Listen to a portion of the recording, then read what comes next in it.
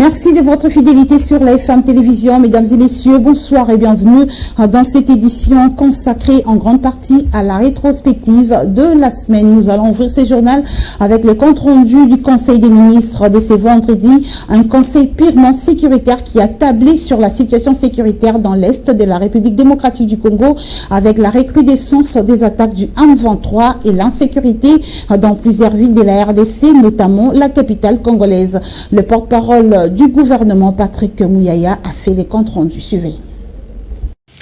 Au chapitre de points d'information, le vice-premier ministre, ministre de l'Intérieur, a quant à lui fait le rapport sur l'état et l'administration du territoire national. Durant la semaine qui s'est achevée, l'état d'esprit de la population a été marqué par la préoccupation consécutive à la détérioration de la situation humanitaire occasionnée par la poursuite des hostilités dans les différents fronts dans l'Est de la RDC, la fermeté de la position exprimée par le président de la République au cours de la cérémonie d'échange de vœux avec le corps diplomatique par rapport à l'éventualité d'un dialogue avec les terroristes du M23, les focus sur la participation du président de la République à la 55e édition du Forum économique mondial ainsi que la satisfaction progressive de l'opinion en ce qui concerne les opérations des polices engagées dans la lutte contre le banditisme urbain et la criminalité dans les principales villes du pays, Kinshasa, Lubumbashi et Goma. Sur ces chapitres justement, il a fait savoir que des actions de bouclage menées donnent des résultats satisfaisants dans des grandes améliorations, notamment à Kinshasa et à Lubumbashi. Avant de terminer son rapport, le vice-premier ministre est revenu en informant le Conseil qu'après la résiliation en octobre 2024 du contrat de partenariat public-privé avec le partenaire pour vice de forme et de fonds, il a été identifié un autre partenaire qui a conclu avec l'Office national de l'identification de la population un mémorandum d'entente visant à donner aux Congolais une carte d'identité. Ces mémorandums portent essentiellement donc sur la collaboration de manière confidentielle en vue de produire un cahier de charges définitif et de soumettre les offres techniques et financières afin de poursuivre le projet d'élaboration du fichier général de la population, l'octroi du numéro d'identification nationale ainsi que de la carte d'identité. Et de son côté, le président de la République, Félix Tshisekedi, a donné des instructions fermes pour que les forces d'agression soient traquées jusque dans leur dernier retranchement et qu'elles soient repoussées loin de Goma. C'était à l'issue de la réunion du Conseil supérieur de la défense tenue hier vendredi à la Cité de l'Union africaine où il a été également annoncé avec regret le décès du gouverneur militaire du Nord Kivu, le général-major Chirimwami Nkuba Peter. Le compte rendu de la réunion a été fait par le porte-parole de l'armée congolaise, le général-major Sylvain Ekenge. Suivez.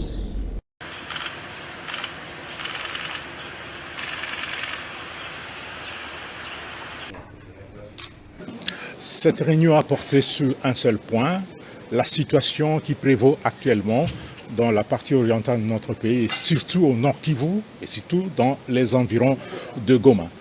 Le commandant suprême a donné des instructions fermes pour que l'ennemi qui est en train de nous attaquer, pour que l'agresseur soit traqué jusque dans son dernier retranchement, qu'il soit repoussé loin de Goma et poursuivi jusqu'à récupérer l'ensemble du territoire national qu'il occupe.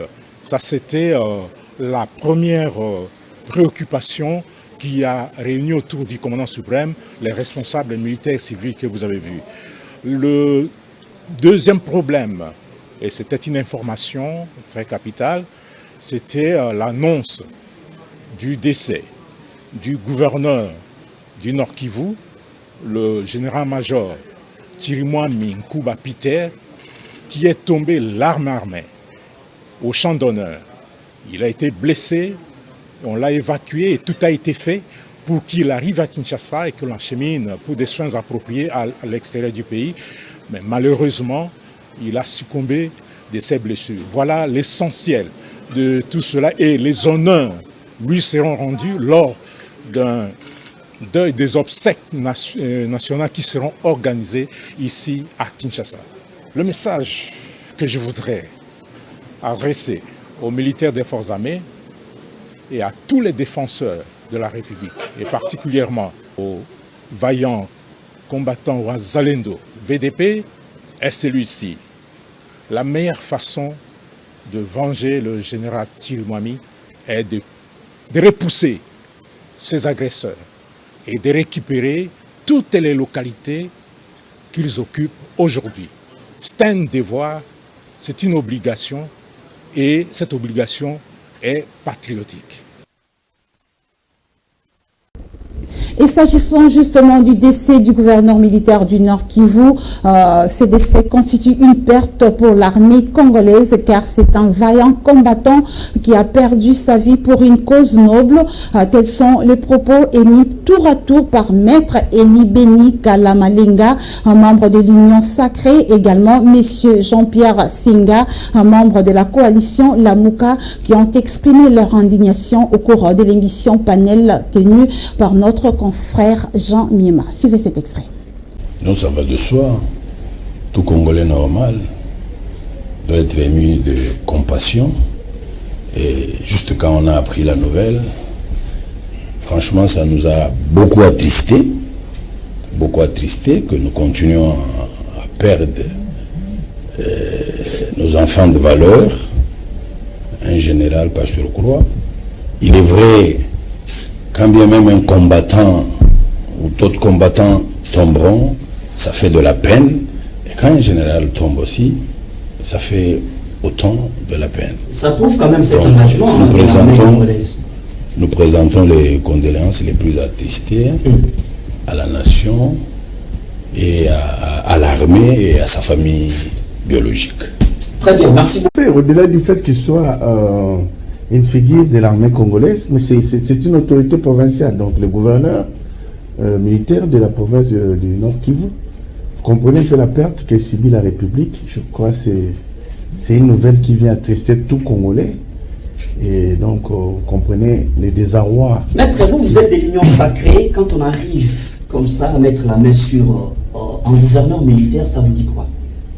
Non, mais ce n'est pas question de l'Union Sacrée. Une vie humaine reste sacrée.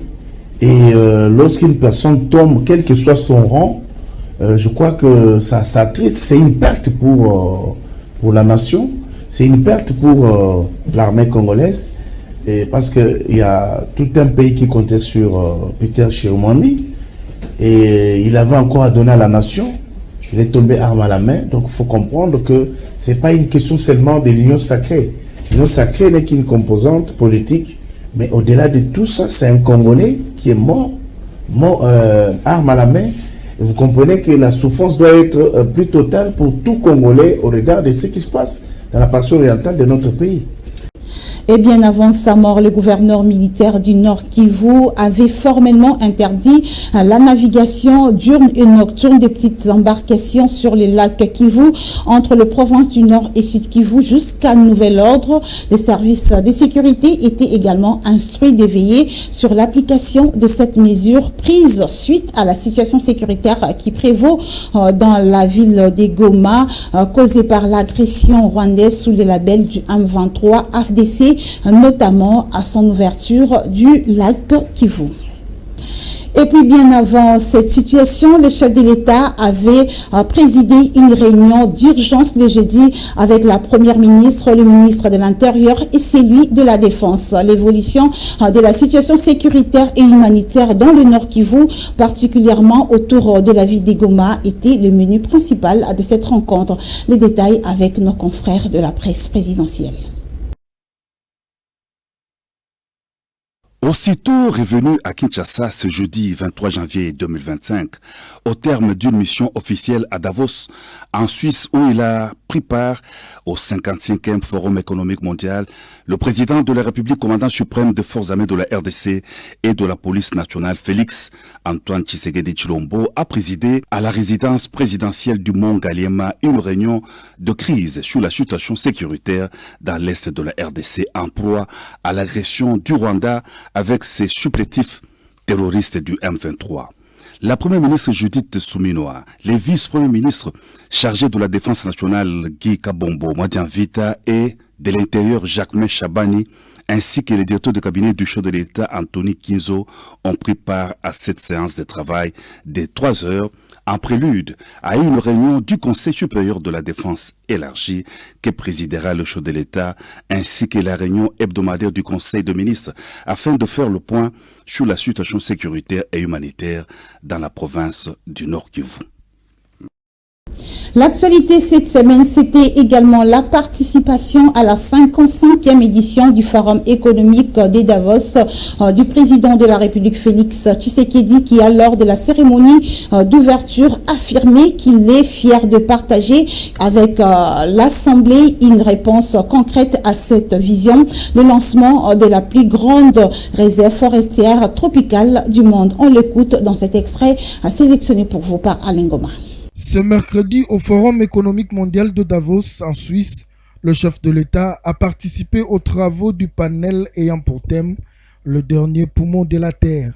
Dans son intervention, le président Félix Tshisekedi a annoncé la création de la plus grande réserve forestière tropicale protégée au monde, appelée le couloir vert de Kivu-Kinshasa, également connu sous le nom de réserve du fleuve Congo.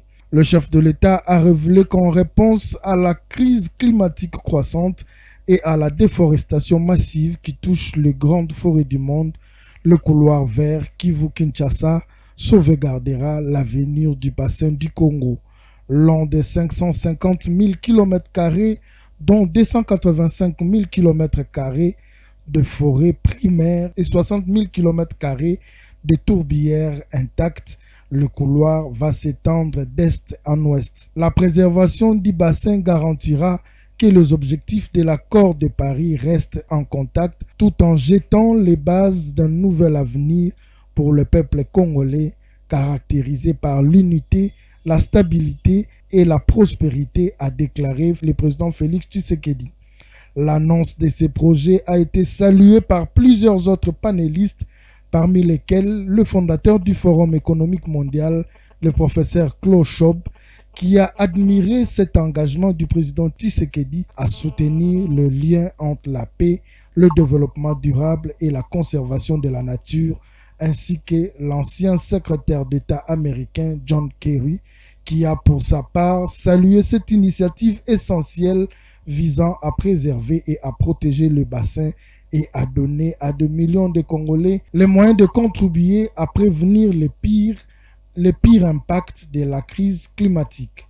Le bassin du Congo conserve de vastes zones de forêt intactes et s'étend sur 6 pays, à savoir le Cameroun, la République centrafricaine, la République démocratique du Congo, le Congo-Brazza, la Guinée équatoriale et le Gabon. Environ 60% de la forêt se trouve en République démocratique du Congo. La réforme électorale reste la seule voie pour amener la RDC à aller de l'avant. Ces propos sont de Maître Bourgeois Mboma, vice-président du bureau d'études du parti ASIR et président du RAPECA, qui appelle par la même occasion les opposants à plus d'amour pour la République démocratique du Congo, considérée comme bien commun. Maître Bourgeois Ngoma l'a dit au micro de Alain Goma. Vous savez, cette question relève aussi de l'approbation populaire. Mais lorsque j'observe le président Tshisekedi, je me dis, je le considère comme étant le symbole, le temple même de la démocratie congolaise. Parce que pour lui, il estime que il faut soumettre cette question à la souveraineté populaire. Voilà pourquoi il a promis, il a dit qu'il mettra dans le tout prochain jour une commission qui sera chargée à réfléchir tout autour de cette question. Cette question ne tombe pas du ciel comme un cheveu dans la soupe. Non, il la tire dans la Constitution. Il la puise dans la Constitution. C'est constitutionnel. Voilà pourquoi j'apprécie lorsque Maître Peter Kazadi qualifie la Constitution comme étant la loi fondamentale d'un État. Donc pour lui, il estime que la Constitution doit traiter des questions fondamentales d'un État. La Constitution doit prendre en compte les réalités quotidiennes d'un État. Mais laissez-moi vous dire que présentement parlant, je me retrouve dans un état de stupéfaction totale de constater, de voir à la télévision un professeur d'université, je dis bien un professeur d'université, que je respecte bien, et pour cette raison, je ne vais pas citer son nom, mais il dit que le président Tshisekedi a commis un péché constitutionnel. Non, je dirais qu'il y a opportunité. Nulle part dans la Constitution, il y a une restriction au président de la République dans les 5 ans de mandat que la Constitution lui a déféré, où il est écrit que Monsieur le Président Tshisekedi, vous ne pouvez pas modifier ou assurer la révisitation de la Constitution dans la première année, dans la deuxième, troisième, quatrième ou cinquième. Non. Et en droit, ce qui n'est pas interdit est permis. Je considère l'argumentation de l'opposition comme étant un scénario monté de toutes pièces dans un esprit de chicane, soit pour troubler l'ordre public, soit encore pour déstabiliser le pays ou encore assurer la déstabilisation des institutions. Donc, que nos amis de l'opposition, dans une certaine mesure, ils doivent se surpasser de la haine contre le président Tshisekedi et mettre au centre de leur action, l'intérêt supérieur de la nation. Donc l'intérêt supérieur de la nation doit primer au-dessus de tout. On va changer de chapitre pour vous dire qu'Aimé Francis Lolinga, bourgmestre de la commune d'Ingaba, a effectué une ronde dans sa municipalité pour faire le suivi des travaux de désengorgement de la chaussée pour permettre la circulation libre dans les grandes artères de sa municipalité. Le numéro 1 d'Ingaba a également poursuivi la sensibilisation sur les notions d'assainissement aux vendeurs et occupants des maisons le long des grandes artères. Plus de précisions dans ce reportage.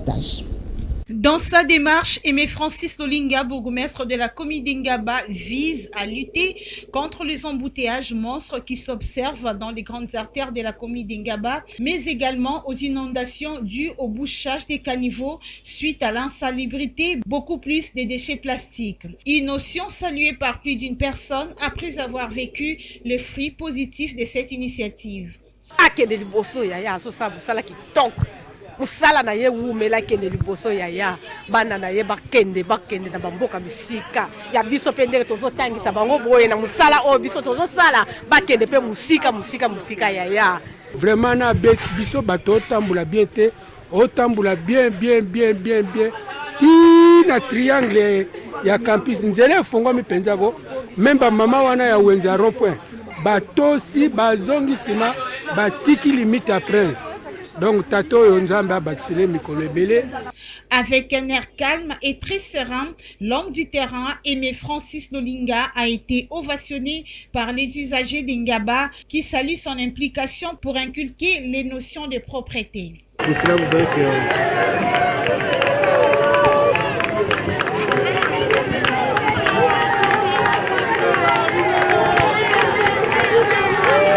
Les habitués à ces notions d'assainissement ne cachent pas leurs sentiments.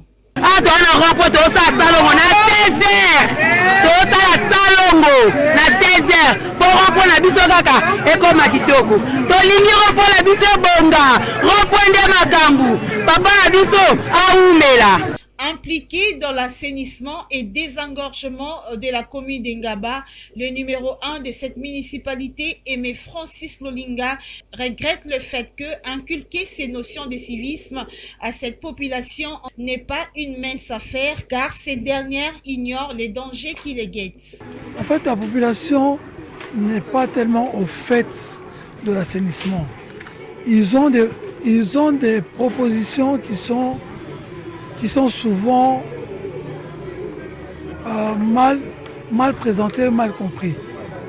Et ils ont un problème, je tiens à le signaler ici, ils considèrent que quand il y a, en jetant de la saleté dans les avenues, ça évite les érosions, ça évite que leurs maisons soient inondées. Or, c'est juste l'inverse. C'est pour ça que je suis venu leur dire que les plastiques empêchaient l'eau de percoler. C'est-à-dire que l'eau n'arrivait pas à pénétrer le sol. Donc c'est pour ça qu'il fallait leur expliquer qu'ils doivent éviter de jeter de plastique, des sachets plastiques, des bouteilles en plastique dans les avenues. J'insiste beaucoup sur le fait que si on doit réparer une route en terre, c'est mieux de jeter des bricaillots ou des cailloux, ensuite du sable. Ça protège beaucoup mieux et l'environnement et leur domicile. Le patron d'Engaba a par ailleurs promis de s'impliquer pour la démolition des constructions anarchiques, source des inondations dans cette municipalité. Et de son côté, la dynamique Guylaine Nyembo, coordination de Kinshasa, a organisé le jeudi la cérémonie d'échange de vœux, une façon pour cette structure de faire un rappel des troupes et de réaffirmer leur attachement au chef de l'État, Félix Tshisekedi. Le superviseur de la ville de Kinshasa a profité de l'occasion pour donner les axes prioritaires de la DGN pour cette année 2025. Reportage. 2025 commence avec un nouvel élan à la dynamique Guylaine Nyembo dans sa coordination de la ville de Kinshasa. Une cérémonie d'échange de vœux a été organisée ce jeudi à la salle d'Anne Becker du CEPAS où se sont réunis tous les responsables de la ville de Kinshasa. Lors de son oratoire, le superviseur provincial de la ville de Kinshasa, Doudou Albert Ilunga, a donné les objectifs assignés par la DGN dans son volet développement en cette nouvelle année auquel chaque district sera bénéficiaire. L'entrepreneuriat, formation, financement et encadrement sera orienté vers le district du Moamba. L'agriculture sera orientée vers le district de Lukunga. L'encadrement de jeunes est prévu pour la Funa et enfin la promotion des projets de développement rural pour la Tchango. Dans son volet politique, la dynamique Guylaine Nyembo se donne l'obligation d'accompagner la vision du chef de l'État et le rendre palpable, de faire des tournées et des installations effectives de districts et communaux dès le mois de février 2025. C'est ainsi, dans cette logique, le superviseur adjoint de la ville de Kinshasa, l'honorable Venance Yengamboyo, a tenu à remobiliser les troupes afin de batailler dur pour que la DGN soit toujours comptée parmi de grandes structures de la République démocratique du Congo. Nous avons invité ou fait appel à nos militants, membres de la DGN, de travailler d'arrache-pied pour consolider d'abord ce que nous appelons, on peut appeler ça consolidons les acquis, c'est-à-dire consolidons l'image de la DGN au niveau de Kinshasa et faire en sorte que le code de la dynamique Guylaine Nyembo se retentisse partout et dans tous les 4 coins de la ville-province de Kinshasa. À son tour, Doudou Albert Ilunga, superviseur de la ville de Kinshasa, a tenu à expliquer le pourquoi de la dite manifestation. C'était pour nous des moments de faire nos échanges de vœux. C'est l'année 2025 qui a commencé.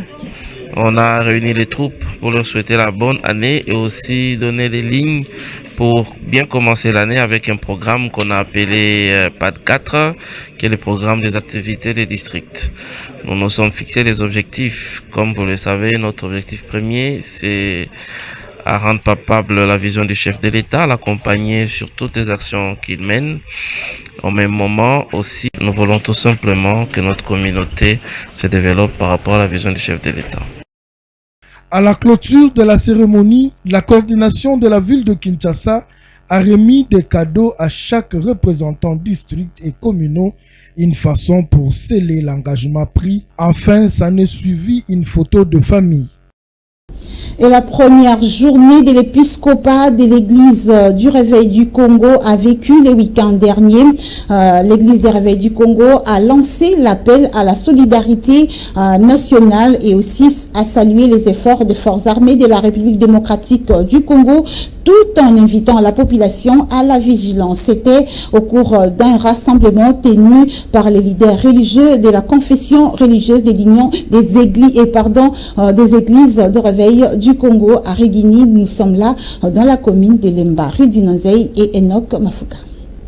Cette première journée de l'épiscopat du Réveil a constitué l'occasion pour le représentant légal de la confession religieuse des églises de Réveil du Congo de lancer un appel vibrant à la population congolaise pour un soutien total aux actions du président de la République sur l'aspect sécuritaire dans la partie est de la RDC. Sous la houlette de l'archevêque Ejibaya Mampia, les leaders religieux de l'ERC se sont convenus d'organiser des actions de grandes envergures afin de prouver sur la face du monde que l'Église est cette fois-ci impliquée non seulement dans la prière, mais également à travers des actions concrètes pour soutenir les FARDC. Un message d'obligation collective a été également lancé par le représentant légal des églises du Réveil du Congo. Lequel message a été bien capté par l'assistance. L'Église en général peut attendre de nous, n'est-ce pas, la première mission, celle d'amener les âmes dans le royaume, le salut des âmes, et aussi être là pour orienter, corriger et bénir le peuple de Dieu. La plateforme des églises de Réveil du Congo a également annoncé l'organisation d'une marche nationale en date du 16 février 2025 pour prouver le soutien indéfectible des leaders religieux membres de cette plateforme à la nation congolaise. Sachez également que la liste des évêques de la confession religieuse de l'Union des Églises indépendantes du Congo ne fait que s'accroître. Le dernier cas en date, c'est celui du révérend Kyungu Mwepu Jean qui a été ordonné évêque au cours d'une grande célébration eucharistique dite par l'archevêque primat Monseigneur Simon Nzinga Maluka, représentant légal national de la confession religieuse de l'Union des Églises indépendantes du Congo. C'était au temple Trône de Grâce dans la commune de Barumbu. Reportage. C'est un secret de Polichinelle. Il va désormais exercer l'œuvre de Dieu comme évêque pour les comptes de la confession religieuse de l'Union des Églises indépendantes du Congo en Tanzanie. C'est l'évêque Kyungu Mwepu Jean qui a été ordonné au titre d'évêque et administrateur de l'Union des Églises indépendantes du Congo en Tanzanie, précisément à Dar es Salaam, par l'archevêque primat de l'IEIC, Monseigneur Simon Nzinga Maluka.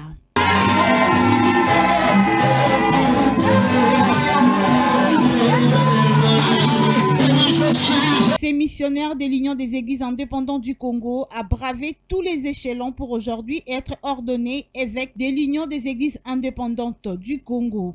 Ces missionnaires de l'IEIC a bravé tous les échelons pour aujourd'hui être ordonnés évêques par Monseigneur Simon Nzinga Maluka, représentant légal national de l'Union des Églises indépendantes du Congo. Son dévouement, son éthique, son sens des responsabilités dans l'œuvre de Dieu, bref, son côté positif a convaincu sa hiérarchie qui n'a pas à son tour hésité de prendre cette décision de son ordination en présence de l'archevêque primat Monseigneur Simon Nzinga Maluka. Au nom du clergé et du peuple de notre Église, nous vous présentons Monsieur Jean pour qu'il soit ordonné évêque dans la Sainte Église universelle indépendante du Congo. Ces représentants de la confession religieuse de l'Union des Églises indépendantes du Congo en Tanzanie s'est engagé à servir avec fidélité, loyauté et obéissance à la parole de Dieu. Les Saintes Écritures sont la parole de Dieu, contenant toutes les choses nécessaires au salut. Je m'engage à me conformer à la doctrine, à la discipline et au culte de l'Église indépendante du Congo. Amen. Venu en costume, ces serviteurs de Dieu et administrateurs de l'Union des Églises indépendantes du Congo en Tanzanie a été ordonné par Monseigneur Simon Nzinga Maluka en présence des membres de sa famille biologique et de l'Église à l'issue de toutes les étapes d'ordination officiées par l'archevêque primat de l'IEIC jusqu'à être revêtu de sa soutane et autres indices, symbole d'un évêque complet. Par serment de fidélité, d'obéissance et de perpétuité. De Kyungu Mwepu Jean, Monseigneur de la province ecclésiastique de l'IEC, Bar Asper, devant l'archevêque primat et représentant légal national de la confession religieuse Union des Églises indépendantes du Congo, pour son ordination sacerdotale. L'homme de Dieu a poursuivi la célébration eucharistique officiée par Monseigneur Simon Nzinga Maluka. C'est bien lui qui a partagé le pain aux fidèles de l'IAC présents à cette célébration. Sachez que pour faire complet à son cursus ecclésiastique, l'évêque Kyungumwe Poujon sera ordonné Monseigneur de la confession religieuse de l'Union des Églises indépendantes du Congo au mois d'avril prochain en Tanzanie, en paix, comme pour dire que cette confession religieuse de l'Union des Églises indépendantes du Congo, dirigée par Monseigneur Simon Nzinga Maluka, devient une confession religieuse internationale. Également, son éminence l'ambassadeur Mangele Silubasa, chef suprême et président général de la confession religieuse des églises autochtones traditionnelles Bangunza PVA Longo, a officié le dimanche la cérémonie de confirmation du don divin de maman Élisée Mbanda, représentante légale et visionnaire des Mbanzatia. C'était au cours d'une célébration où le chef de Bangunza a remis les emblèmes de la Crétébem à l'issue d'une prière de consécration et confirmation de la puissance du Saint-Esprit. C'était au siège de cette église située dans la commune de Bumbo. Ruth Dinozaï Torres Tibou signe ce reportage. C'était un grand culte comme tous les dimanches, mais marqué par une grande cérémonie haute en couleur après toutes les étapes ordinaires d'un culte normal. La présence remarquée de son éminence l'ambassadeur Mangele Silubasa, chef suprême et président général de la confession religieuse des églises autochtones traditionnelles Bangunza PVA Longo, qui a foulé pour la première fois ses pieds au temple Mbanzatia, n'avait qu'un seul but, la confirmation du don divin de Maman Élisée Mbanda, qui a débuté l'œuvre de Dieu à l'âge de 7 ans.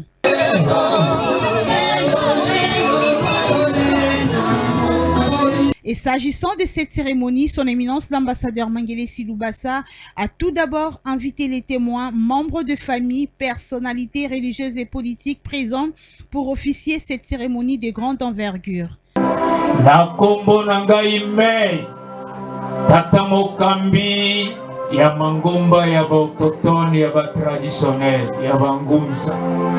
Na kombo ya tata mokonzi ekolo Félix Antoine Tshisekedi. Na telemi mokola lelo na Mbanza. Na koti ngai na yeko bieka mama tembe na yeko confirmer. Aucune résistance ni empêchement n'a été soulevé dans la salle. Tout de suite est venue la cérémonie de confirmation précédée par cette cérémonie ancestrale.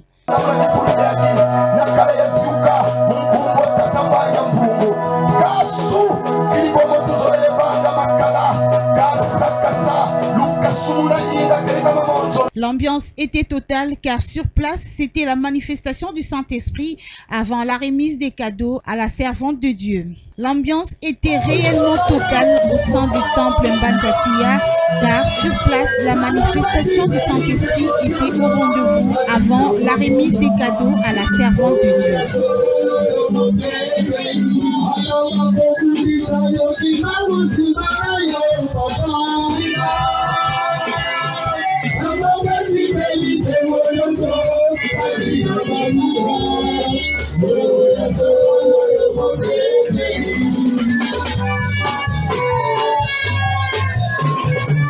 La cérémonie s'est clôturée par l'annonce par son éminence Mangele Silubasa de la grande célébration du 4e anniversaire de la Créetebem, reconnue par l'État comme confession religieuse et membre de la confession religieuse de la RDC, qui sera organisée le 29 janvier au terrain à Sousa à Kasavubu. Et le chef suprême et président général de la confession religieuse des églises autochtones traditionnelles Bangunza PVA Longo, son éminence l'ambassadeur Mangelesi, a également tenu le lundi la réunion préparatoire de la grande activité prévue pour le mercredi 29 janvier 2025 au terrain à Sousa, une cérémonie consacrée à la célébration du 4e anniversaire de la Créetebem, reconnue comme membre de la plateforme confession religieuse de la République démocratique du Congo. C'était au temple de Bangunza à Sayo. Nous sommes là dans la commune du Kasavubu. Reportage. C'est depuis 2021, donc 4 ans jour pour jour, que la confession religieuse des églises autochtones traditionnelles Bangunza PVA Longo siège comme membre de la plateforme confession religieuse de la République démocratique du Congo. Un fait considéré comme délivrance pour les fidèles de la religion africaine dont la doctrine est basée sur l'ingouzisme, bien que la tâche n'a pas été facile.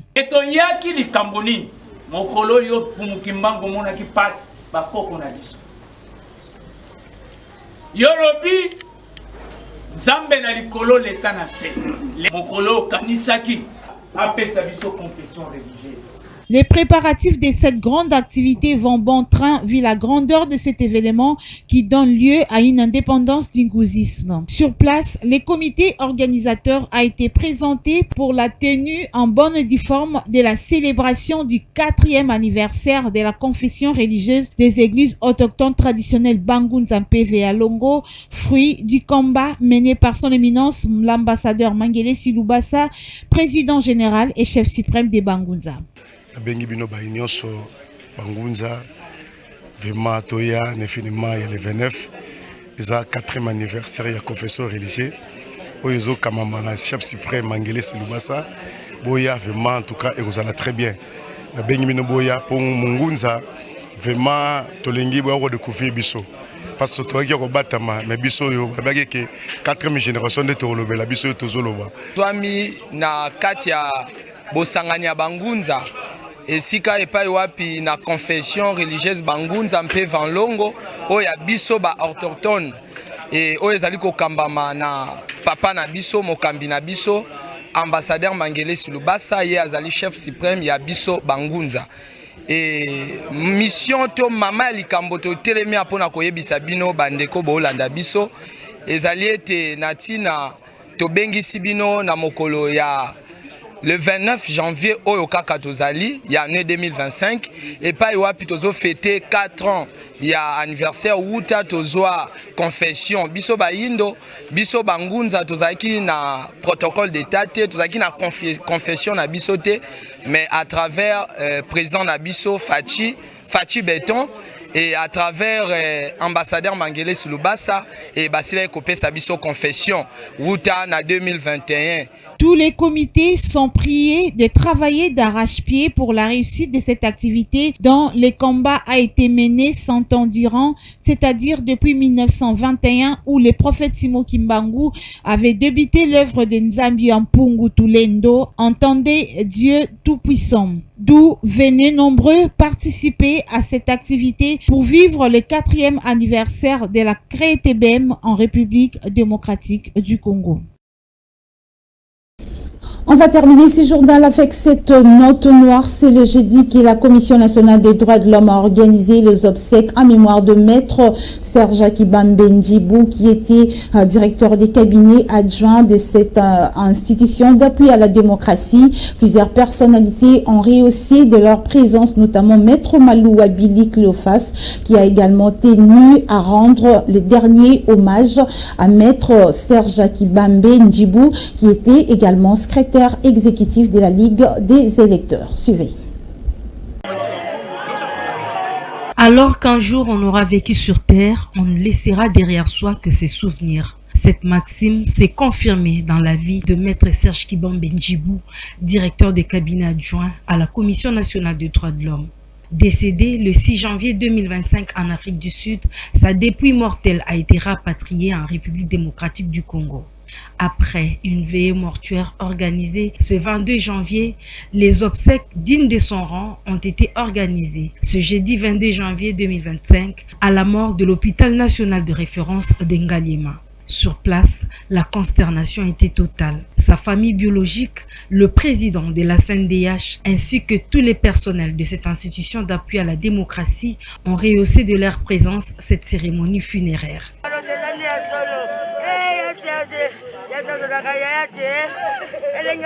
Après cette cérémonie, la dépouille mortelle de Maître Serge Akibambe Ndjibou a été conduite au siège de la CNDH. Les bureaux et les membres de la CNDH ont partagé la douleur avec la famille biologique de l'illustre disparu.